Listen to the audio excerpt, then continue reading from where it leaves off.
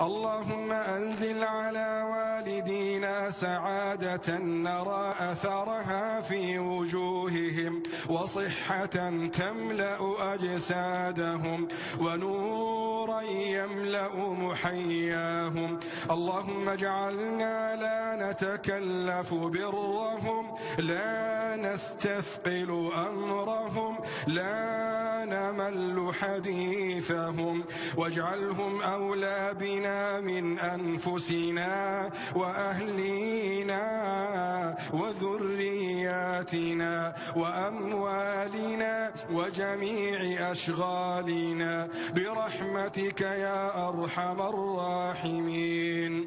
إلهنا لا تدع لوالدينا في هذه الليلة ذنبا إلا غفرته، ولا هما إلا فرجته، ولا كربا إلا نفسته، ولا حزنا إلا أذهبته، ولا بأسا إلا صرفته برحمتك يا أرحم الراحمين.